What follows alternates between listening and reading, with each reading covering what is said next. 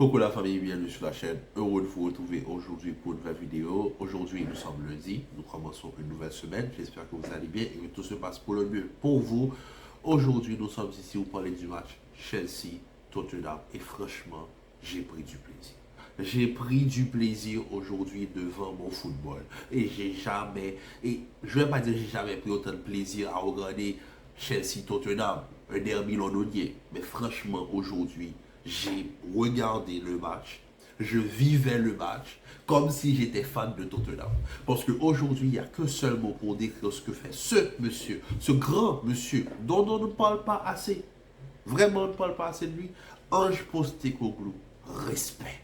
Respect. L'équipe qu'il arrive à bâtir, avec ce qu'il a, avec ce que Daniel Levy arrive à lui donner, tout en sachant que tu prends l'équipe et dans la même fenêtre, tu perds le meilleur joueur de l'histoire de cette équipe.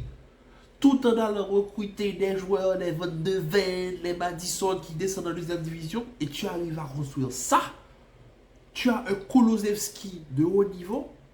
Mais Tottenham, c'est un plat luxueux. Tu vois, quand Tottenham joue au football, mais tu prends du plaisir. Je prends plus de plaisir à voir Tottenham jouer que n'importe quelle grande équipe européenne. Et j'ai pas peur de le dire, même le Real. Franchement, j'ai pris du plaisir. Tottenham a perdu 4-1. Mais 4-1, c'est par quel contexte? Deux blessures importantes. Van de Ven, leur meilleur défenseur, et Madison qui sort pour une gêne. Et ensuite, ils prennent 2 cartons rouges. Le match se joue à 9 contre 11. Et même à 9 contre 11, ce grand monsieur n'a pas fermé le match. Il a continué à jouer avec sa ligne défensive au niveau du milieu de terrain. Il n'a pas abandonné sa philosophie de jeu. Il n'a pas fait ça. Il a joué jusqu'au bout. Mais lui, c'est même pas encore lui qui m'a impressionné. Celui qui m'a vraiment impressionné dans ce match, j'ai le sourire aux lèvres, c'est Vicario, le gardien qui remplace Hugo Lloris. Je me rappelle l'année dernière l'avoir vu en Serie A, il était très bon. Mais ce qu'il m'a fait aujourd'hui, le rôle de gardien libéraux qu'il occupe à Tottenham, de 5e défenseur, mais il le fait tellement bien que j'ai l'impression d'avoir vu Manuel Neuer en 2013, 2014, 2015, le prime de Manuel Neuer. Il sort, les sorties sont impeccables. Il sort tellement bien, il couvre toutes les dernières passes. Franchement, aujourd'hui, on sait tous que Chelsea, ils ont Cucurella, Sterling, Nicolas Jackson qui va faire tripler aujourd'hui. Ok, donc Mudryk, on sait tous que Chelsea va jouer la profondeur. Donc, face à Tottenham qui, eux, sont le maître du hors-jeu, forcément, Chelsea va avoir des problèmes. Effectivement, il y a eu énormément de problèmes. Combien d'actions qui ont été révisées par l'avant aujourd'hui pour cause du hors-jeu? Parce que Tottenham joue tellement haut et Chelsea essaie de prendre Tottenham dans le dos. Mais tu joues contre l'équipe qui maîtrise le mieux le système du hors-jeu, le piège du hors-jeu. Mais en plus, tu joues en supériorité numérique. Apporte un minimum de maîtrise. Mais Tottenham joue tellement bien que c'est impossible pour Chelsea d'imposer quelconque rythme à Tottenham. C'est Tottenham qui était maître du jeu. À 9 contre 11. Ils sont passés à ça. Mais quand je dis à ça d'égaliser à 2-2. Et dans le football, il y a une règle. C'est que si tu ne marques pas, tu vas te faire punir. Effectivement, ils n'ont pas marqué. Et ils se sont fait punir. 3-1. Mais franchement, Tottenham, respect.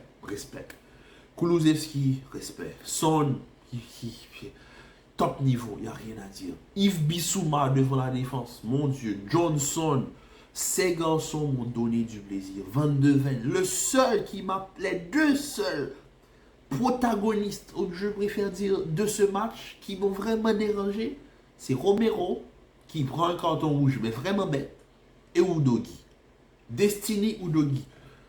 20 ans. Très bon défenseur italien. Mais franchement, frère, calme-toi. Tu fais 2 fautes.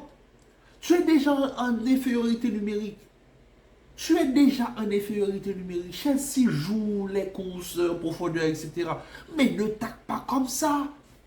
On voit qu'il est jeune, qu'il fait des erreurs. Ok, j'espère qu'il va apprendre. Mais franchement, aujourd'hui, le deuxième carton qu'il prend, c'est pas nécessaire.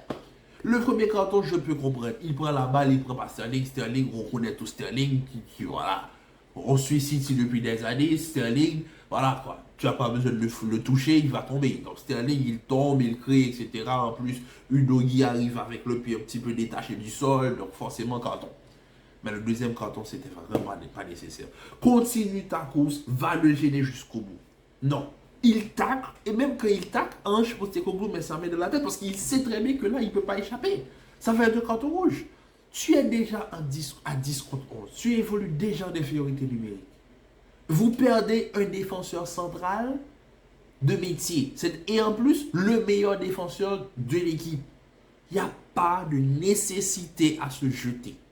Il n'y a pas de nécessité à se jeter comme ça. Tu fais un tac qui n'est pas nécessaire. Mais moi, ce qui m'a impressionné, c'est que après ça, je me dis, ok, bon là, Chelsea 9 contre 11, ils vont avoir la maîtrise, ils vont essayer de prendre Tottenham, etc. Il y aura des espaces. Quelle a été ma surprise de voir Eric Dyer marquer un but sur un jeu. Je me dis, franchement, je me dis, mais c'est fou. C'est fou. Les gars jouent à 9 contre 11. Ils essaient de trouver des coups francs pour balancer dans la surface parce qu'ils savent que c'est le seul moyen de pouvoir marquer. Ils ont trouvé 2 coups francs, je pense, aux environs de la 65e. Ils balancent un coup franc. Eric Dyer met le but, mais malheureusement, il est en jeu. Mais ensuite, ils se sont fait punir parce que les gars de Chelsea ont décidé de faire la course. Franchement, il a fallu que Tottenham joue à 9 contre 11, qu'ils aient 2 blessés pour avoir Chelsea qui s'impose Mais franchement, Chelsea, j'ai pas de mots.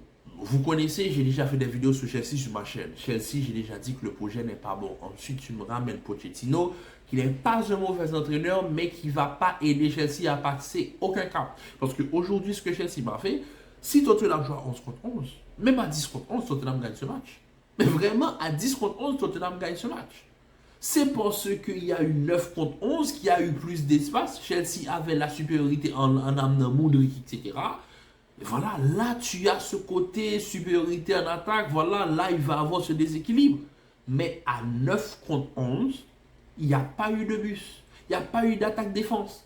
Non, non, non, non, non, non. Tottenham a gardé sa ligne défensive très haut sur le terrain. Il continuait à encombrer le milieu de terrain. Il jouait sur la largeur. Ils essayaient de trouver son en première intention. Franchement, j'ai une seule chose à dire, c'est respect. Le gardien, respect. Vicario, l'homme du match. Même si Nicolas Jackson fait un triplé. Non, c'est pas. Non. Jackson ne joue pas un mauvais match. Hein. Même si, sans les 2 cartons rouges, Jackson n'aurait jamais marqué. Ça, je peux vous l'assurer. Parce qu'à la fin du match, il a un ballon pour marquer un quadruplé. Ça résume le début de saison de Nicolas Jackson. Il l'a mis en l'air. Ah, il l'a mis en l'air. Il n'y avait que seulement ce cas de figure-là pour que Jackson te mette un triplé en première ligne. C'est-à-dire une défense où il n'y a plus personne, les joueurs sont fatigués et il va pouvoir prendre la profondeur. Et il va pouvoir se retrouver en 1 contre 1 face au gardien. Et il met des tapines. Il ne peut pas jouer quand il y a l'équipe au complet. Et Tottenham, cette équipe au complet, Chelsea n'a pas moyen de gagner ce match. C'était impossible. Mais franchement, le travail de Postecoglou avec cette équipe mérite d'être salué.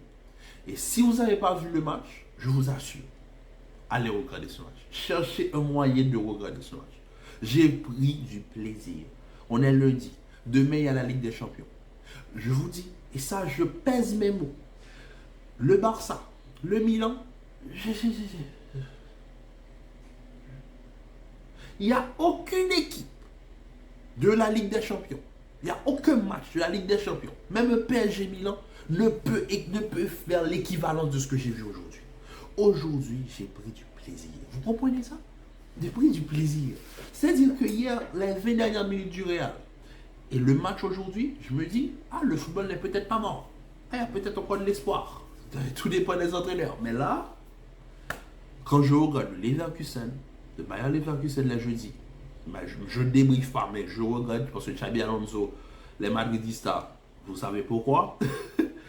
Quand je regarde Tottenham, je prends. C'est les 2 équipes, vraiment, ce sont mes chouchous cette saison. C'est les 2 équipes que je regrette. J'aimerais faire des débriefs, mais je sais très bien que la plupart de la communauté football ne suit pas ces 2 équipes. Mais franchement, respect. énorme respect. Et franchement, Tottenham, ils jouent comme des leaders. Et je n'ai pas honte de le dire, Tottenham joue beaucoup mieux que City. Ah, Tottenham joue beaucoup mieux que City. Si vous ne savez pas regarder Tottenham, attendez le match du week-end. Bon, peut-être pas ce week-end, parce que vu qu'il y a des blessés, Vibichibli qui ne devenait plus là, etc. Mais attendez qu'il y ait des grands matchs et allez regarder Tottenham. Vous allez prendre du plaisir. Je vous assure. J'ai vu Tottenham-Liverpool, j'ai pris du plaisir.